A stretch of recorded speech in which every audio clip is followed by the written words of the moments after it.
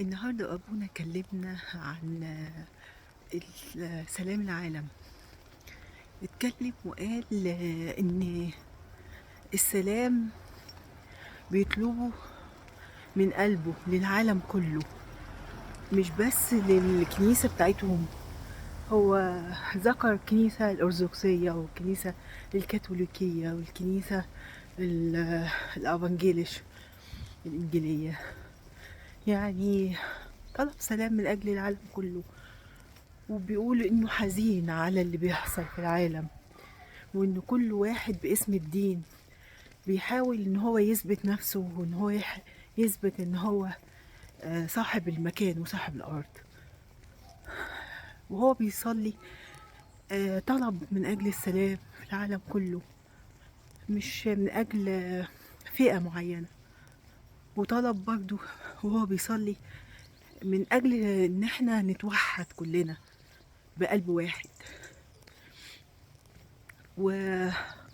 ورفع عينيه للسما كده وقال: يا رب احنا مش طالبين ان احنا نبقى الاقوى او الافضل او الاحسن او المعروفين في العالم، لكن بنطلب بس ان احنا يكون سلامنا فيك ومحبتنا تكون كاملة فيك.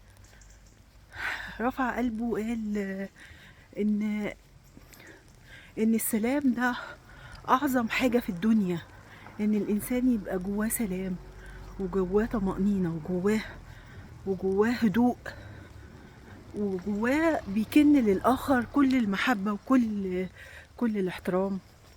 ده أفضل حاجة الإنسان يقدمها لأخيه الإنسان يعني.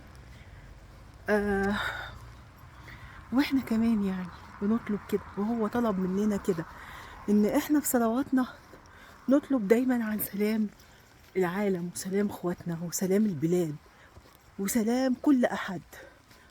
ما نطلبش لنفسنا بس، لأن الإنسان اللي بيطلب لنفسه بس بيبقى إنسان بطبعه أناني بيحب نفسه. لكن المسيح ما طلبش مننا كده، طلب مننا إن إحنا زي ما بنطلب السلام والخير لنفسنا نطلبه للآخر كمان. النهاردة أبونا وهو بيصلي رفع عينيه للسما، وبعد كده كان بيبكي جامد يعني. كان بيبكي لأنه حاسس إن العالم مضطرب قوي، والعالم بيسعى كل واحد لنفسه. وهو بيقول إن مش حابب كده أبدا. الإنسان لما بيبقى بيطلب لنفسه، هو بيقول بكويس إن هو بيطلب لنفسه، بس بيطلب إيه؟ يا ترى بيطلب إيه لنفسه؟ بيطلب إن يكون قلبه حسب قلب الله، بيطلب السلام لبيته، السلام مع الآخر، السلام. وكان كل محور كلامه عن السلام، لأن العالم يفتقد السلام. احنا كمان خلينا نطلب من أجل سلام العالم ومن أجل سلام أخواتنا ومن أجل سلامنا احنا كمان الداخلي، السلام الذي يعني مفيش حاجة تعوضه أبدا. الواحد لما بيبقى مع سلام في نفسه مع نفسه كده بيبقى مرتاح أوي وفرحان وحاسس بطمأنينة. كم وكم البلاد والناس اللي بتموت، والناس التعبانة، والناس المتألمة، والناس اللي فاقدة السلام. حاجة صعبة جدا صدقوني.